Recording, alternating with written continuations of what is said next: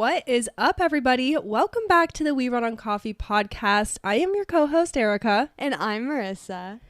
And today we have another iteration of our personality test series. I'm starting to love this series. I am too. And I was literally just thinking yesterday when I was taking the test, I was like, what's the next one we can do? I don't know anymore. Yeah, we don't have any lined up, you guys, but I'm not ready to stop here. I'm really not. Like, I want to send it to us. Give us recommendations if you all have some.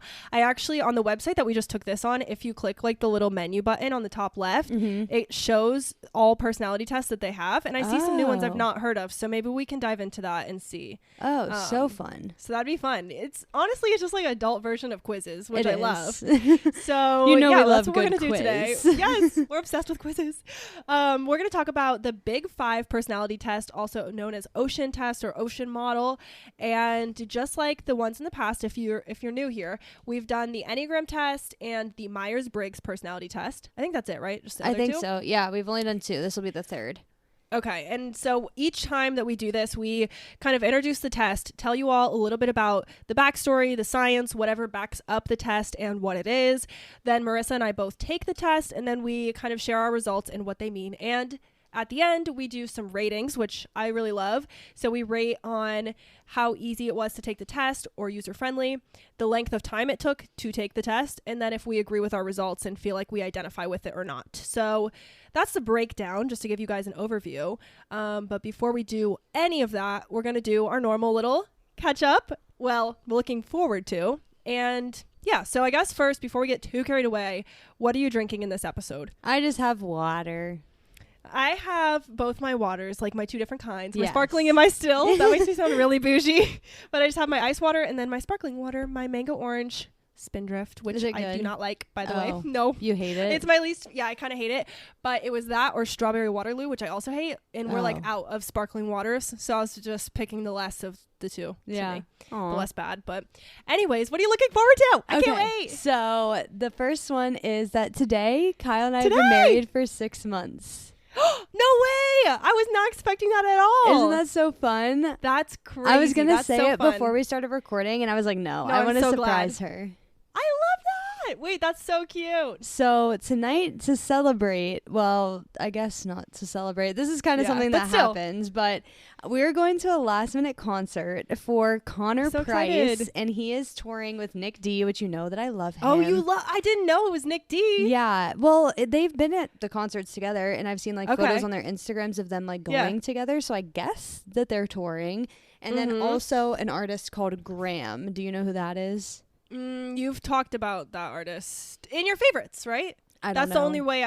They were one of their song. Is it a guy? Yeah, I think. Is it just one guy? He was on your favorites like 2 episodes ago. One of his songs, I'm pretty sure. Check the Instagram little graphic. It was like a little. I'm pretty sure it was. Graham. Was it the song that I was talking? I didn't know that was favorite. By him. What the? I think. Heck? Wait, hold on. Let's make sure. Is it this guy? I don't know if you're even gonna recognize that little album picture, like with the trees, and he's like. Yeah, I think that was him. That was one of your favorites, and I'm pretty sure it was Graham. What the? That's heck? so funny. I didn't even know. Like, I just knew that. I thought that he was a producer. If I'm being honest, I don't know. That song is by him. Is it? Oh my gosh! See, it was one of your favorites. Wait, you manifested it. I'm so excited. But anyways, the answer is no. I don't know who it is, but I only remember that you talked about him. Yeah. So these 3 people are all touring together. Love. And he's like a pretty small artist, so he doesn't have he's not going to like huge venues. So we're going to a theater at Howard University for the concert tonight. And that's so exciting. I'm so excited. I think it's going to be really fun. The tickets are only $38 a piece. That's what I was going to say. They're probably cheap, like which is super affordable. And now I'm super excited to go. Are you going just you two? Yes. That is so fun. I was like, when you texted me, I was like, no way. I think I know for a fact we were just talking about Connor Price a couple episodes ago too, which is so weird. I know. So that's cool. I didn't even know he was on tour. I just saw like an Instagram graphic or something, and I was like, what is this? I didn't know he toured at all. Oh my goodness, he's on tour. And so then I looked and I was like, he has a concert next week. And I asked Kyle, I was like, do you want to go? And he was like, absolutely. And I was like, great. I already bought the tickets. That's awesome. Wait, I'm so pumped to hear about it. So that's what we're doing tonight for, I guess, our 6-month anniversary. There you go. It's and perfect. Then I am getting my hair done next Saturday, which I'm super I know. excited Mine for. was on the same day as yours, and I had to move it. Otherwise, we would have been on the same day. I actually think always pretty in sync. I think I made my appointment because I saw yours was on that the same day. Yeah, yeah. But love it. That's okay. No, I love it. And then one more thing I'm looking forward to before we record next. We're actually doing it the day before we record next, so I'll be able to give you the full recap. Ooh, so okay. Kyle's upstairs, so I'm going to say it quietly just in case Oh, he's yeah, listening. that's right. So I booked us a secret surprise distillery tour. And we get 3 tastings, and then we also get a bottle to take home. No way. I That's know. super I fun. wanted to do that yesterday for like our 6-month anniversary, but they didn't have any dates because they're really booked out. So I wasn't able to make the date or like the appointment until the 27th. So that's when we're going to do it. I think he's going to love it. I know. And I'm so excited because this was my month to plan the date and I didn't want to tell him about this one. Love it. I feel like that's so up his alley. I agree. Perfect. Okay, what are you looking forward to? Those are my 3 things. Okay. I just have 4 things, but they're pretty simple. So as you guys know, I just got back from LA. So my first 2 looking ahead things, I wrote chilling with Angelo, just hanging out. I was really sad while I was gone, I have to say, not traveling with Angelo together. And it was like hit me harder than I thought. And I was like, why am I so sad? And then I asked Angelo, when's the last time we've been apart like this? And he was like, oh yeah, when I was deployed in 2019. Yeah. I was like, no shit. We haven't been apart since 2019 at all. Like for more than 2 days probably. So 8 days was a long time. And I was like, this is depressing. Yes. So this week we're going to do sad. 2. It's so sad. This week we're going to do 2 at-home movie nights. And then I also wrote that I'm looking forward to getting back into dance this week. Yeah. Haven't gone in weeks because of just everything. I've been sick, busy, traveling twice, the whole thing. So I'm excited for that. Actually, tomorrow, I'm a little nervous, but I signed up for a new class. So I'm going to the advanced beginner contemporary. I'm so excited for you. Yes. I can't wait. I think it's going to be really good. I think it will too. I think you'll be pleasantly surprised. I agree. I will. I'm like nervous, but then I'm like, I'm going to love it. I'm sure. Like, why wouldn't I? So then the other thing is that, I want to say the relation correctly, but I don't know. But I think this is the boy's cousin, Mandy.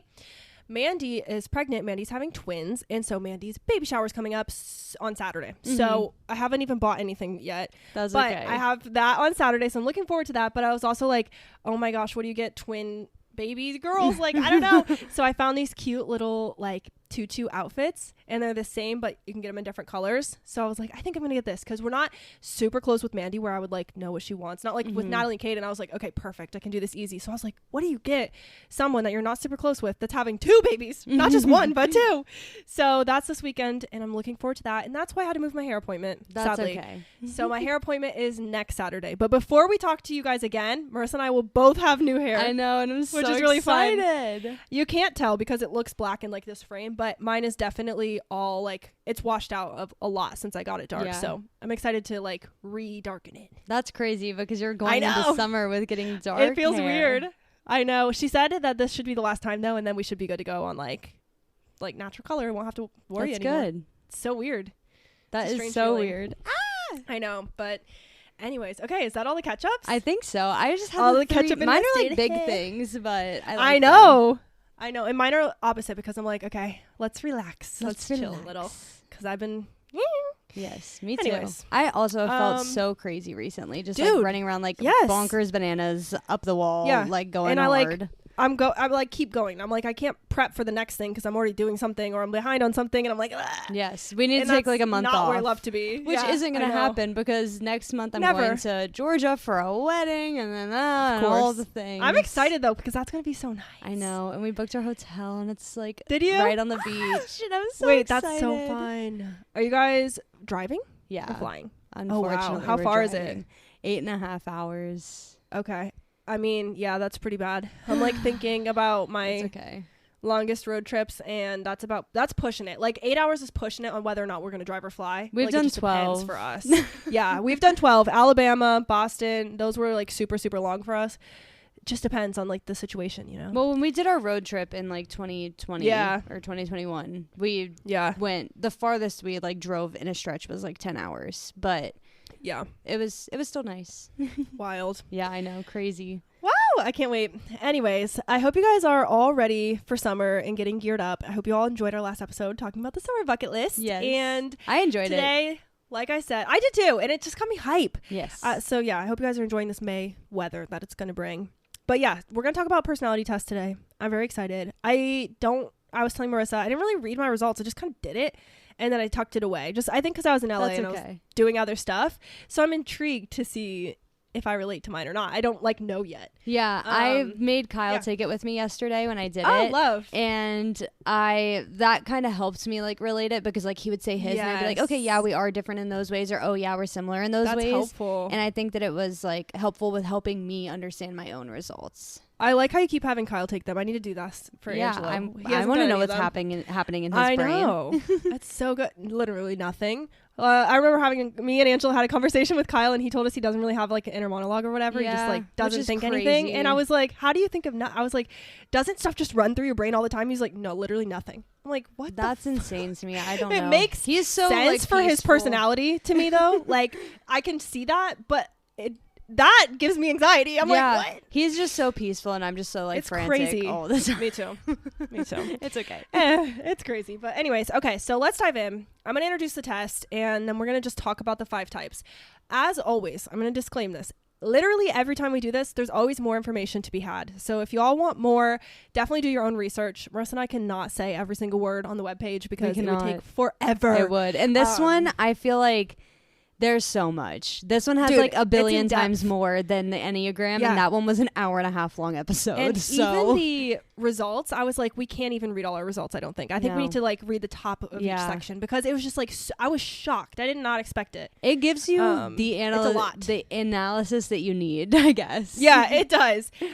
So yeah, we're not going to read everything, so definitely do your own research, but we're going to give you the surface level, what you need to know. And then I also just want to mention that we did do our tests on I actually forgot to write down the test website. It is big5-test.com. Big fat big fat big fat whatever Marissa said, but also all the information I'm about to read to you all about what the test is all from Truity, which I believe we've used on the last two we use for Enneagram as well. Yes, they have some good info on there. So yeah, let's dive in. So the Big 5, also known as sometimes called the Ocean Test. This is a direct quote from the website of just an overview. So the Big 5 is different from other popular personality systems because it's a model based on traits rather than types. So the Big 5 categorizes an inventory of related descriptive personality traits into a spectrum of 5 common dimensions: openness, conscientiousness, extraversion, agreeableness, and neuroticism. So if you take the first letter of each, you have ocean. That's where that name comes from. Just an acronym for each type or each dimension. And we have varying levels of each of those key personality factors that impact our thoughts, decisions, and behaviors. I wanted to note, in case anyone has also heard it called canoe, that is just literally another way to move around the letters of ocean. So they have a lot of acronyms for this: ocean, canoe, Big 5. There's even more than that, but I was like, let's not go crazy. Yeah, we don't need to know all of that. I know, that would be too much. In the Big 5 model, people are understood to have varying levels of key personality factors which drive our thoughts and behavior. Although personality traits cannot specifically predict behavior, differences in the Big 5 factors help us to understand why people may react differently, behave differently, and see things differently from each other when they're in the same situation. I liked that description because I felt like that was a really good way of saying, yeah, everyone's different. Yeah, and it gives you a varying level in each category. Yeah. Yeah, so let's dive in. Yeah, we can dive into the 5 different types. Or the types. What should we call them? I feel like we're not supposed to call them types because they said no, but dimensions? Yeah, dimensions. Okay, I'm going to try to remember that. We're going to dive into the 5 different types of dimensions. We can say types of dimensions, I think. So I'll start with openness. Not to be confused with one's tendency to be open and disclose their thoughts and feelings. Openness in the context of the Big 5 refers more specifically to openness to experiences or openness to considering new ideas. So openness describes a person's tendency to think abstractly. Those who are high in openness tend to be creative, adventurous, and intellectual. They enjoy playing with ideas and discovering novel experiences.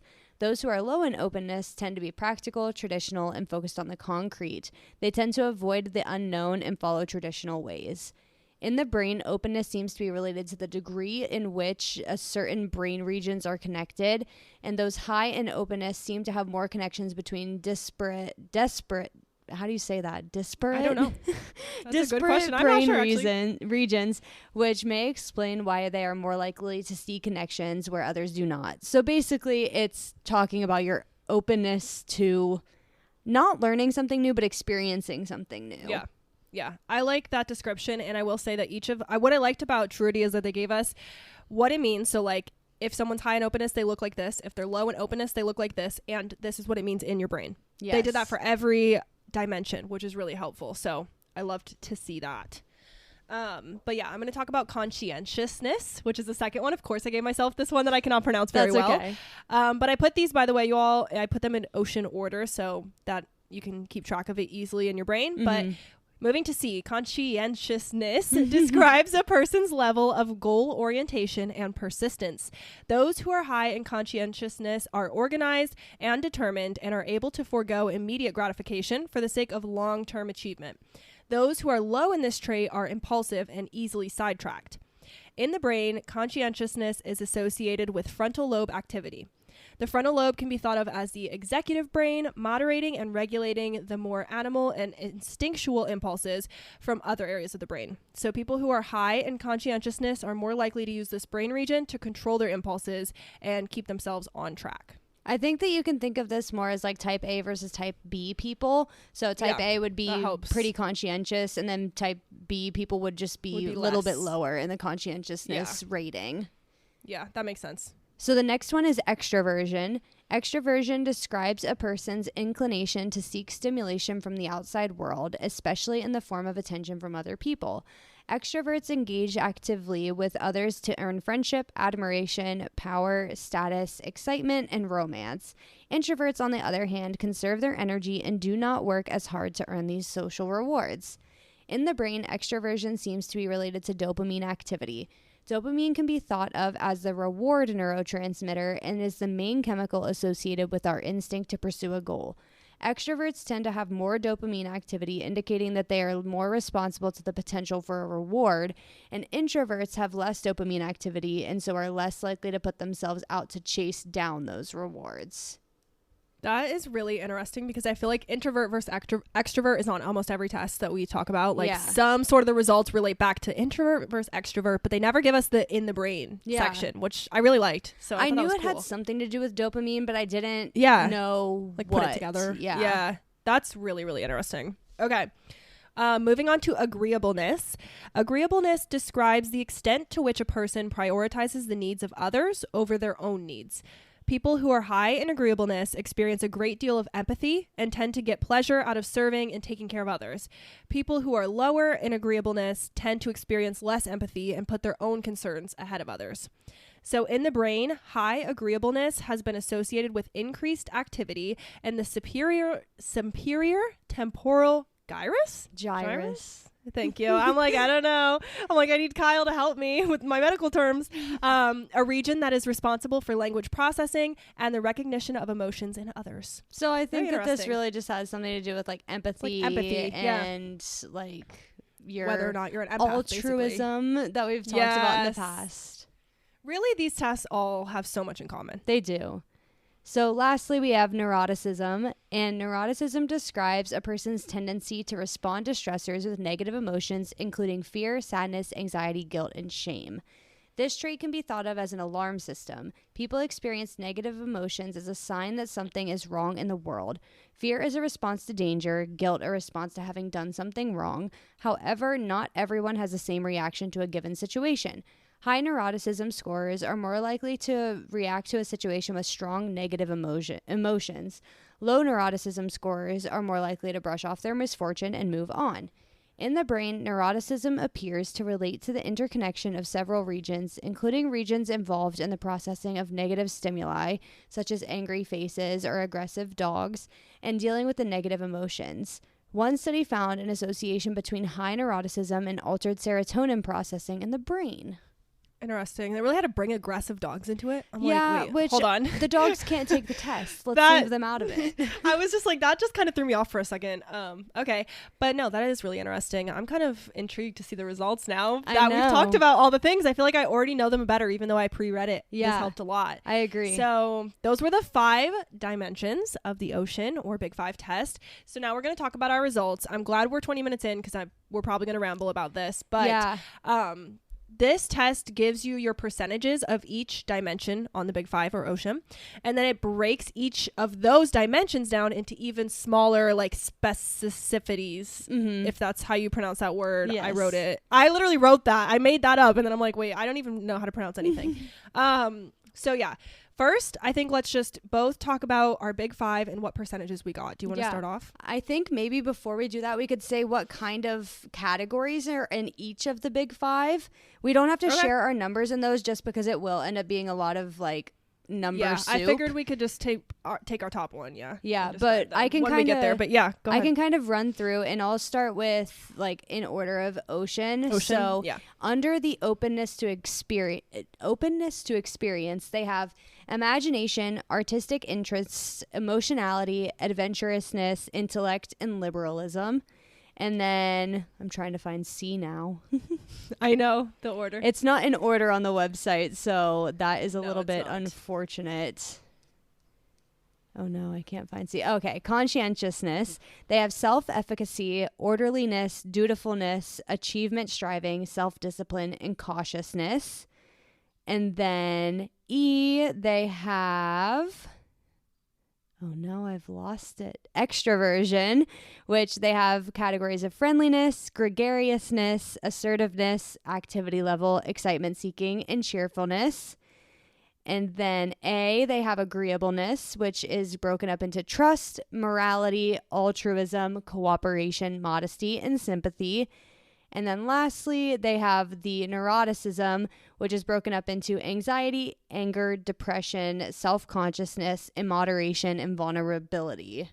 So that's a lot of things. There's like 5 or 6 per group. So it's like, actually, I mean, if it's 1, 2, 3, 4, 5, 6, that's 30 different categories that this is breaking up. And like, I hope you guys aren't confused yet. Yeah. And like, I was into you as when I got the results, I about crapped myself. I was like, wait, what the hell? There's like 5 graphs. I don't know what to do with this. Like, I was freaking out because I was just so confused, but hopefully you guys aren't too confused when we dive in. So let's, with that, start with our Big 5. And I guess give our numbers, and then we'll just only talk about our top one.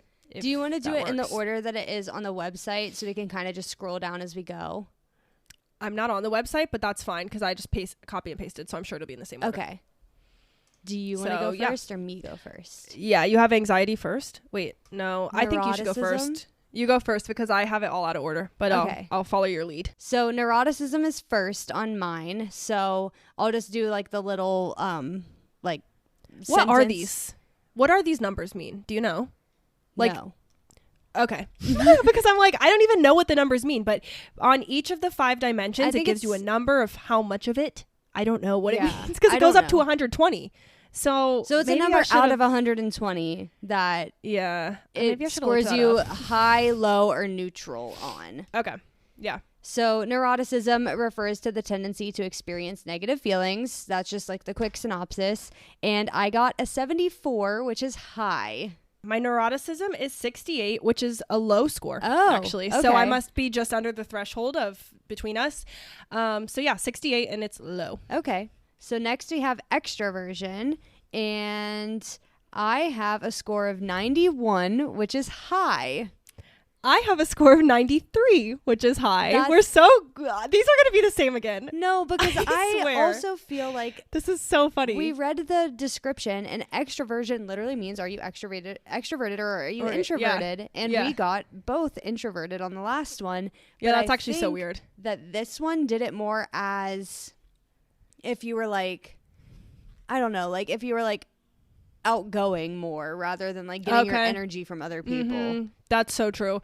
By the way, guys, I don't know if we said this, but extroversion is marked by pronounced engagement with the external world. I don't know if you said that or not. I think we do engage with the external world, just not I think it makes sense. Yeah. So we get drained, but we still do it well. Yeah, I agree. So next is openness to experience, which it describes a dimension of cognitive style that distinguishes imaginative, creative people from down-to-earth, conventional people. I'm interested. This is the thing about being creative versus not being creative. And I got an 84, which is high. Bro, we have the same test. I got an 82. Okay. Which is high. Which is crazy because I'm always telling you that I'm not creative. I know. It's so true. I'm always like, you are? Yeah, I guess so. Next, we have agreeableness. Agreeableness reflects individual differences and concern with cooperation and social harmony. Agreeable individuals value getting along with others. I got a 104, which is high. Oh, wow. I got a 98, which is high. Okay. These are so similar. It's actually freaking nuts. Well, not the first one, I guess. 68 and 74. Yeah. Was that yours? But yours was low and mine was high. Yeah, we just split the cutoff, I guess. Okay. And then lastly, we have conscientiousness, which concerns the way in which we control, regulate, and direct our impulses. And I got a 102, which is high. 117. Wow. Almost a perfect 120 score. That's crazy. On conscientiousness. Oh my gosh. Okay, so now that you all know our big five. Yes. Those are our big fives and their numbers. Whatever the frick the numbers mean. Sorry that we can't be better. It's just, I don't know. That's what it says. But we can go into like a deep dive into each one. So we'll tell you guys our top quality from each dimension. Okay. Hopefully that makes sense. So we'll go in the same order, I guess. Yeah. And start with neuroticism. So what was your highest subgroup under neuroticism? Oh, LOL. It was anxiety. Me too. Do you want to read it? And we can just so both. I got a score of 16. Yeah. 18. Okay. So same pretty much. And it says the fight or flight system of the brain of anxious individuals is too easily and too often engaged. Therefore, people who are high in anxiety often feel there is like something dangerous is about to happen. They may be afraid of specific situations or be generally fearful. They feel tense, jittery, and nervous. Persons low in anxiety are generally calm and fearless. And I think that this just talks about like I'm always like nervous about what's about to happen. Like I'm always overthinking it. Yes, always. Like, I'm also always like planning in my head. Like, if this happens, I'm going to do this. And if this happens, I'm going to do this. And I'm always like, yeah, I agree. Would you also like to share our lowest in each category? I think that could be interesting. Oh, cool. Yes. What's your lowest? I have a tie. Oh, okay. Mine is depression at 6. Okay. Mine is depression and immoderation, both scored at 7, which is low. So if you read depression, I'll read immoderation. Okay. So depression is score of 6 is considered low, which is what I got. And it says this scale measures the tendency to feel sad, dejected, and discouraged. High scorers lack energy and have difficulty initiating activities. Low scorers tend to be free from these depressive feelings. I also had a low score there, 7. And then my other tie. Oh, I have 3. Sorry, I have 3 that are a tie. I got a 7 on all of these. I got a 7 on immoderation, which is low. Immoderate individuals feel strong cravings and urges that they have difficulty resisting. They tend to be oriented toward short-term pleasures and rewards rather than the long-term consequences. Low scorers on this do not experience short, irresistible cravings and consequently do not find themselves tempted to overindulge. So actually, I guess that's good. I don't know. I got tempted to overindulge, a supposedly. 14 on that. Oh, wow. I got a high score. I love my food cravings, and I will eat whatever I want when I'm craving it. So that's funny. I got also a 7 low score on vulnerability. So high scorers on this would experience panic, confusion, and helplessness when under pressure or stress, and low scorers, which is what I am, feel more poised, confident, and clear thinking when stressed. I do fully agree with that. I feel like I do very well stressed or under pressure. And I just like go into the mode. Yeah, I agree. However, I got a 15, which is a high score. Oh my God. Do you agree with yours? Yeah, I mean, I do often feel under pressure when I'm like dealing with too much on my plate, but I do think that I like in a work environment, I handle well under pressure. Yeah, that makes sense.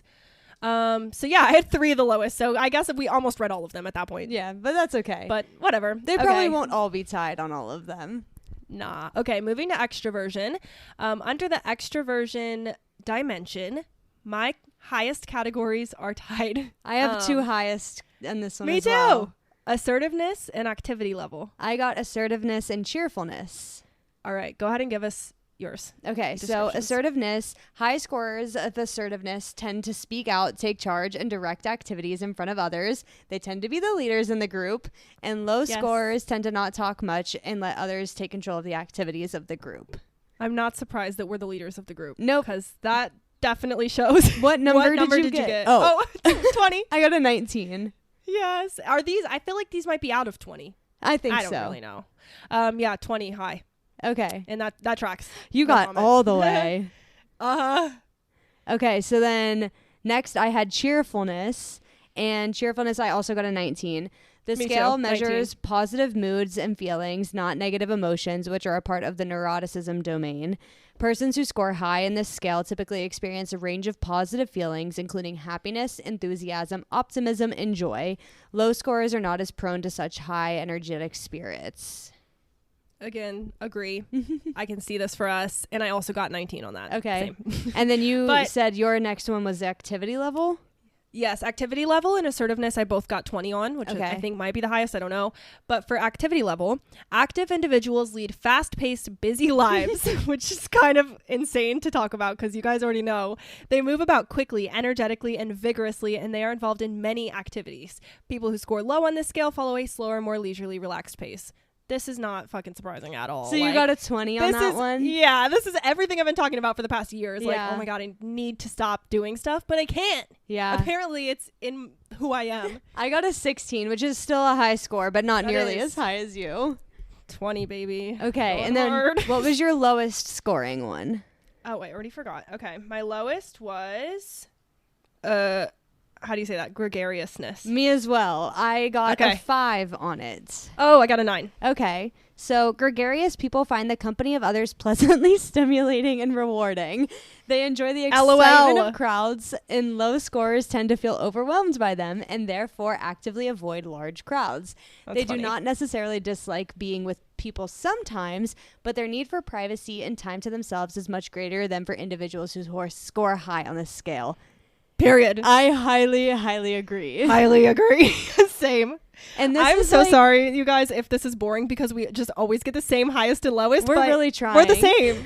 Like, this is who we are. I think that this is a really good encapsulation of the extroversion in this category because, of course, we're highly active, highly cheerful, highly assertive people, which makes us seem very, very extroverted. Like, you think of a leader and you think of the person that's going to stand out in a room, which I guess we tend to do. However, we don't want to be with many people. It's like I'm happy to be, I don't want to say center of attention, but it's like to stand out in a room or like to lead the room or to lead the convo. Love doing that with people I know, family, friends. Agree. Otherwise, I'm like, I don't know. It's like a struggle. And that's when the anxiety kicks in that we have. Okay. So next for openness to experience, what was your highest category? Okay. In the openness dimension, my highest subcategory seems to be artistic interests, which is not surprising to me for myself. What was your highest? Mine was emotionality. Love that. Is my second one. Okay, so I'll read emotionality.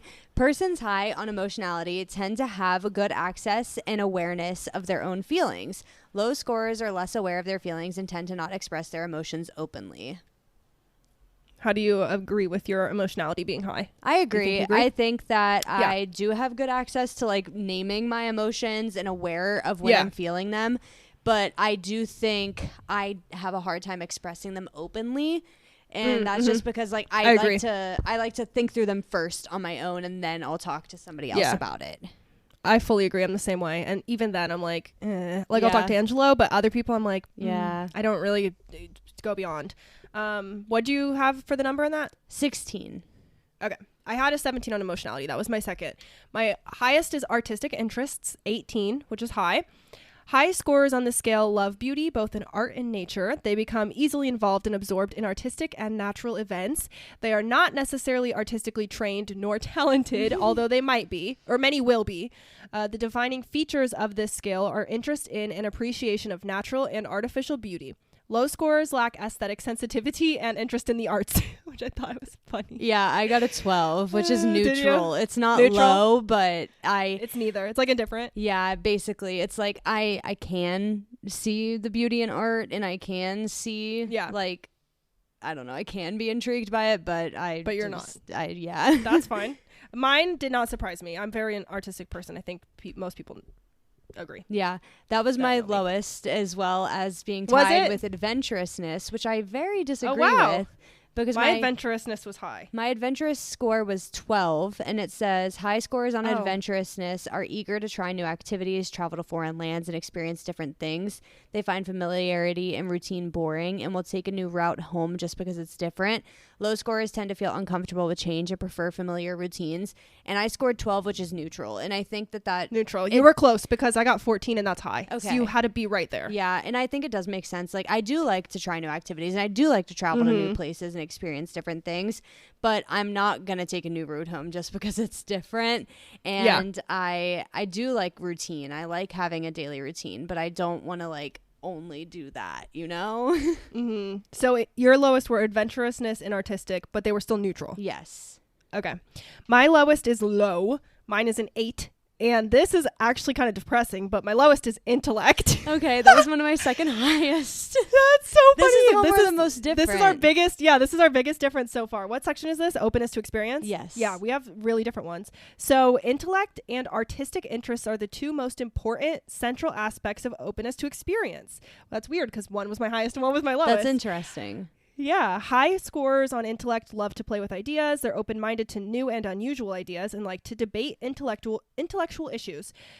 See, I don't like to do that. That makes sense. I do. They enjoy riddles, puzzles, and brain teasers. I think Angela would get very high on this. I do as well. Low scores on intellect prefer dealing with either people or things rather than ideas. Fully agree. They regard intellectual exercises as a waste of time. Do not agree. Intellect should not be equated with intelligence. Intellect is an intellectual style, not an intellectual ability, although high scores on intellect score slightly higher than low intellect individuals on standardized intelligence tests. That's interesting. Twister. But I think I agree with all of that, except I don't believe that intellectual exercises are a waste of time. I just don't prefer to have to think that way. Yeah, it doesn't work for my brain, but I don't think it's a waste. I don't know if I agree because I got a 15, which is a high score on that, and I did horribly on all my standardized testing, and it says that I would do better. Dude, screw standardized testing and at like all. I mean, I took the ACT 3 times and I got a 24 every time, which is like, bro, me too. It's like an average score, but like nothing crazy. I tried so hard to do better. I did too. I went and I was like, by the 3rd time, I'm like, what am I doing? Yeah. Like, just stop. This is where you are. It's fine. But I never thought I would get into OSU because that was like a whole thing. Yeah. That's wild. Okay. So next we have agreeableness. And what is your highest category here? Okay. My highest category on agreeableness is again a tie at 20, the highest you can get. Okay.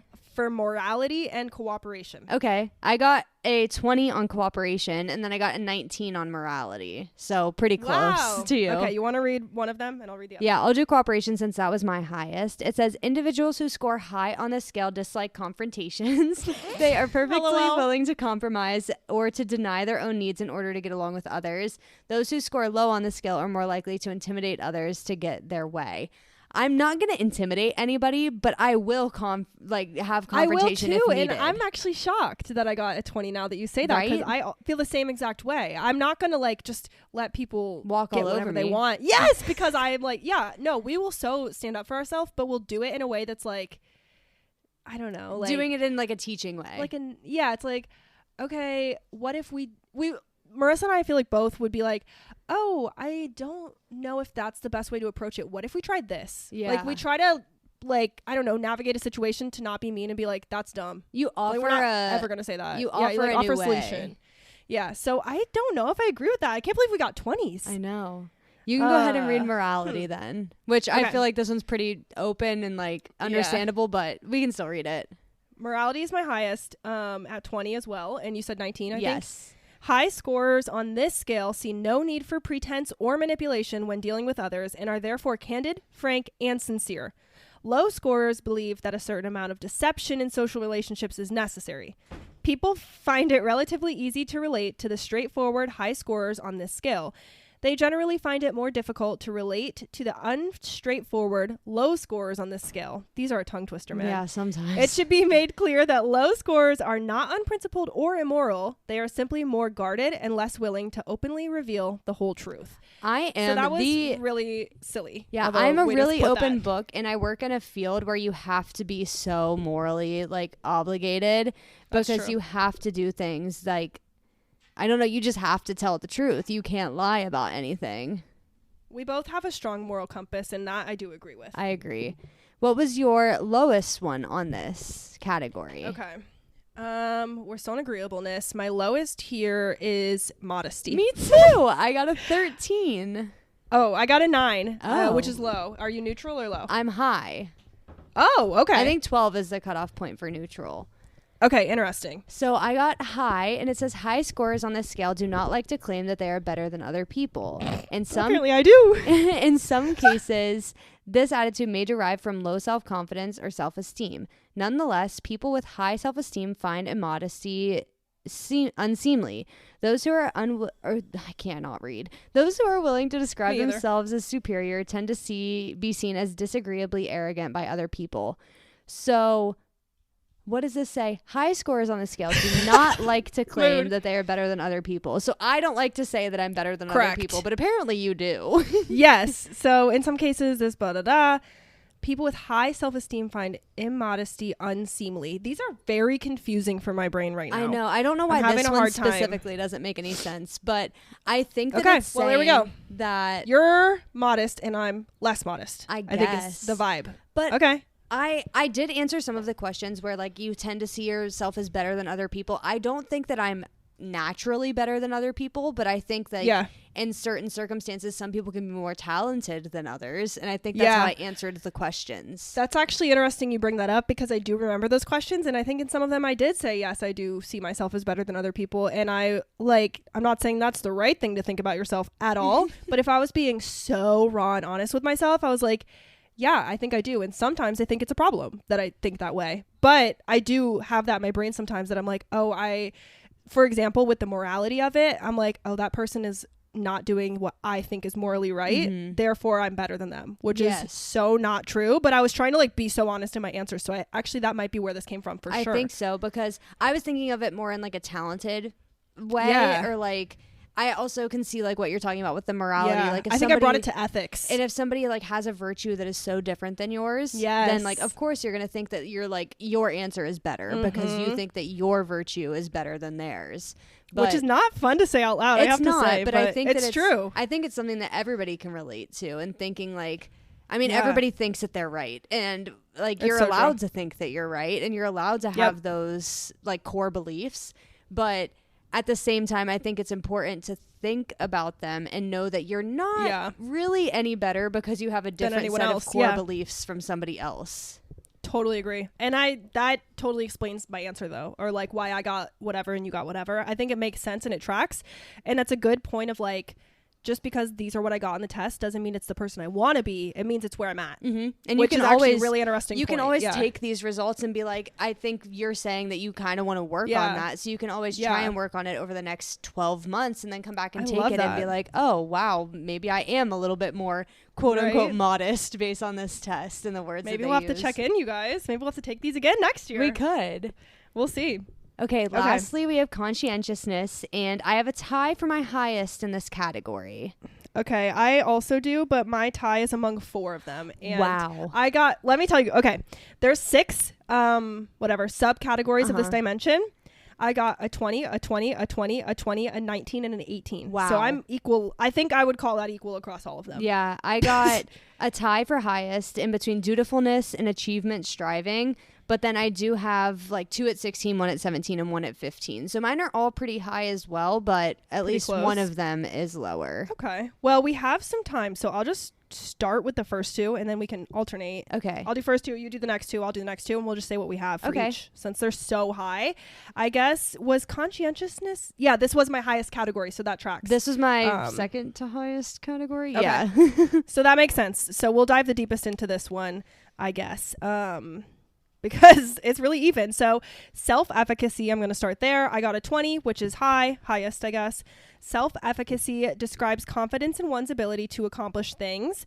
High scorers believe they have the intelligence, common sense, drive, and self-control necessary for achieving success. Low scorers do not feel effective and may have a sense that they are not in control of their lives. So I got a 20, which is high. What did you get on that one? I got a 16, which is also high, but on the lower end. Sweet. Orderliness is the next one. Persons with high scores on orderliness are well organized. They like to live according to routines and schedules. This is so us. They keep lists and make plans. Low scores tend to be disorganized and scattered. I got a 20 as well. High. This was my lowest category at 15. Whoa. Okay, was that still high or is it's still high, okay. But I think that neutral goes to 12 and then above 12 is it high. goes higher. Okay. That still makes sense because I totally see that for us. Yeah, I think that I agree I am less like written out planned as you than you, and I would agree that like about 5 points, like you're about 5 more steps like that's organized so funny. than I am, I would say. Agree. Okay, you want to take the next two? Because these are your higher ones. Yeah, so dutifulness. This scale reflects the strength of a person's sense of duty and obligation. Those who score high on this scale have a strong sense of moral obligation. Low scorers find contracts, rules, and regulations overly confining. They are likely to be seen as unreliable or even irresponsible. And what did you get? A 19. Okay, I got a 20 high. Okay. I was reading this and I was like, yeah, this makes a whole lot of sense because I literally have to be by the book and like that is how my life works. Right. So next we have achievement striving, and it says individuals who score high on this scale strive hard to achieve intelligence. Their drive to be recognized as successful keeps them on track towards their lofty goals. They often have a strong sense of direction in life, but extremely high scorers may be too single-minded and obsessed with their work. Low scorers are content with Low scorers are content to get by with a minimal amount of work and might be seen by others as lazy.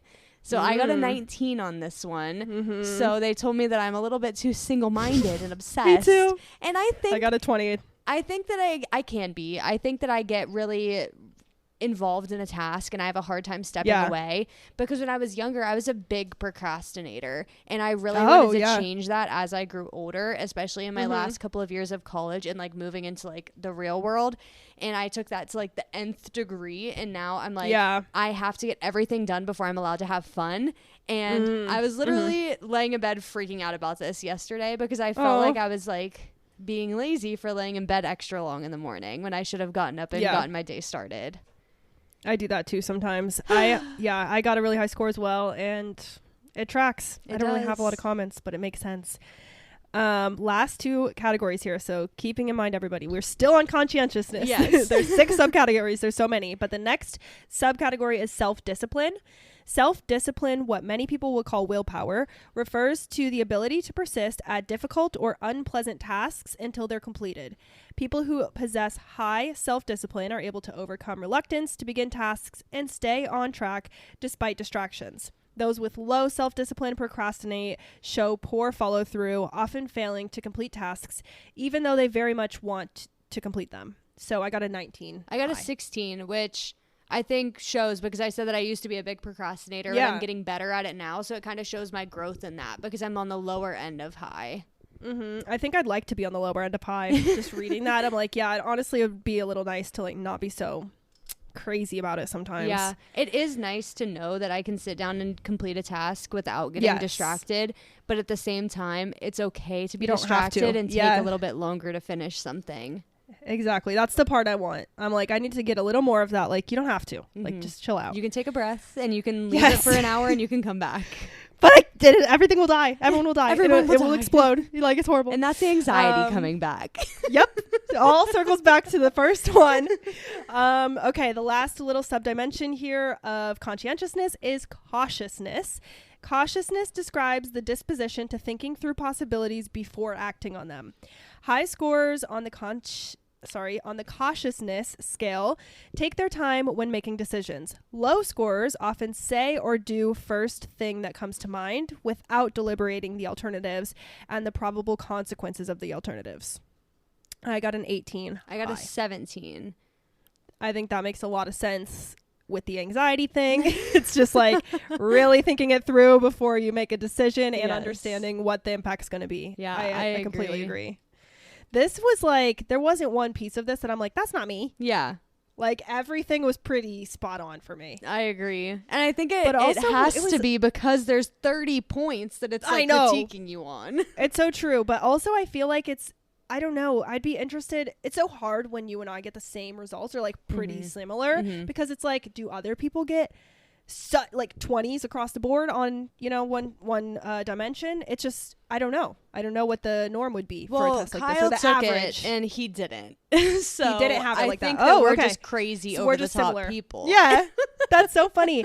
And it's also weird because as you guys have listened to our podcast, you can surely tell that Marissa and I are very different. We have different interests, different whatever, different even personality traits. But when it comes down to the core, like we're talking about like morality, ethics, like the core of who we are and what we believe is pretty much the same. Yeah. And that's where these personality tests, I feel like that's what they're testing. And so that's why we always end up getting the same answers. Yeah, I agree. Which and I think it's, that cool. we work in like a professional capacity very similarly. And True. that can manifest differently in our personal lives. And I think that that's important to remember too. Yeah, that really is. Wow. Okay. We get to rate the test. That was really fun. I feel like I could probably go on all day and like read every single point on this test, but you guys know we don't want to bore you. And definitely, like I said at the beginning, please send us recommendations if there's like a personality test you're curious about, because we don't have our next one planned yet, but obviously we have too much fun with these, so we need to do it. We need to find one that's going to tell me and Arika that we're different. Something different. Maybe we should do like BuzzFeed quizzes where it tells us just what silly ones. Like, yeah, the silly ones that tells us like what Disney princess we are and like what different things we are, because those are kind of personality tests. They're fun. But I think that we would get different answers on those. Probably. We should just do one episode of like fun quizzes. Yeah. That'd be cute. Okay, we'll put that on the docket. Yeah. But let's go ahead and rate. So out of 10, how would you rate the ease of taking this test? For historic purposes, you gave every other test we've done a 10. Oh. Well, just so you know, I feel like I'm going to give this one a 10 too, because I really liked how like the prompts were really short, and I liked how the prompts were like 5 words, and it was like mostly accurate, like very accurate, neither accurate nor inaccurate, very inaccurate, and mostly inaccurate. And I liked those options, and I think that they encompassed it pretty well. Yeah, it wasn't like agree, disagree, neutral. You had just like more or less. It's the same kind of slider bar, whatever it's called. But I agree. I think it was nice that they were all just like, all you have to do is like throw the word I in front of the statement. Like, I do this. Very accurate, not very accurate. It was very easy to do that way. And the test I wrote down, it took me 8 minutes. It took me like 7.5. Yeah, that's pretty, I'm happy with that. So for the length of test of the time, tell me if you want your historic scores, but I think I'm going to give this a 9. Yeah, I agree. For length of time. I think I'm going to give it a 9 because it could always be shorter, but I think for the amount of information that we got, it was incredible that I did it in like less than 10 minutes. Yeah, it's insane that it can like glean that amount of stuff about you from that short amount of time. And then for agreeableness with your results, where did you land on your score for that? I think I would give it an 8. I think that there was like a couple ones I didn't disagree with, but I think like I could have been either more high or more low or more neutral on them. So I'm going to give it like an 8. Okay, I'm going to give it a 9. Okay. I agree. I feel like I agreed with most of it, but again, like, I don't know. I've given a 10 to both the other ones, and I do feel like I identified with more of the other ones. Okay. Even though, I don't know. I feel like I agreed most with this one, so maybe I'll give it a 9. That's cool. Okay. Hold on. I'm going to give it a 9 from you, and I'm just putting in our formulas. This is our highest rated test. Well, actually, the Enneagram was a fluke. The Enneagram, Marissa's score was pretty bad there. So I'll give everyone the quick recap, even though this is not wrapping up the series by any means. But for Myers-Briggs, collectively, I gave it a 28 out of 30, and you gave it a 27 out of 30. Okay. For the Enneagram, I was at a 27 out of 30, and you were at an 18 out of 30.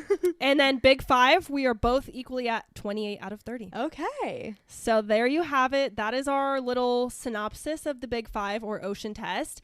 Actually, shout out to Angelo. He's the reason that we did this, because he sent me a video about this, and he was really interested in the approach, I guess, the more scientific approach than the, like, I don't know, whatever the alternative to that is. I don't know. It was some TikTok or like a YouTube short of some sciencey guys talking about it. So that's very on trend for Angelo. Some sciencey guys talking about it, but he did bring this to my attention, and I'd never heard of it before that. Yeah. So it was cool to explore. It was. But wait, sorry. I said we both gave it 28 out of 30. Oh yeah, that's because you gave it a 9. Okay, we did. 28 out of 30 for the big 5. It was pretty good. So that's it. Any final thoughts? I don't think so. I liked this one a lot. I like how it kind of like has the very specific different, I don't know, characteristics of your personality. This is so in depth. But I would like to learn a little bit more about it, I think. I agree. I didn't do as much. I feel like the Enneagram and this one, I feel like had the most information out there. I didn't read it all. I didn't consume it all. I don't know it all, but I feel like they had the most out there as compared to the Myers-Briggs. But I did really like all the subcategories in this because I felt like, I don't know, it's like fun. You get to learn a little bit more and a little bit more. I know. Which I love. And how can you better yourself if you don't know yourself? Exactly. All we're learning is that we're the same. Yeah. Just kidding. That's it. Thank you guys for listening. Like I said, please submit us a freaking personality test. Send us more, because these are really fun to do, and we'll do our research too, though, because I think there are so many out there, and I'm really interested to see, like, by the end what gets the top rating. I almost feel like we should expand and add more categories just to really make it more comprehensive, and we can kind of go back and backfill our answers for the other ones. We'll have to so if you guys if you guys are listening and you like want to know how we'd rate it on certain categories, let us know that too. But anyway, that's it. Stay tuned for next week. We have 2 very special, exciting episodes coming up, and get ready also for our mid-year check-in. In a couple weeks, we're going to be doing a mid-year check-in on our goals, which we had not done last year as a full episode, but I think it will be really, really nice because we always say you have to check in on your goals to know where you're at. Exactly. But we don't actually do it with you guys. So it'll be fun to bring you guys in. And it holds us accountable to actually check in on them. So true, because I have not. I have not even looked at it. So I love that. Anyway, follow us on Instagram at We Run on Coffee. If you are listening on Spotify, swipe up and let us know if you've taken the Ocean/Big 5 test before.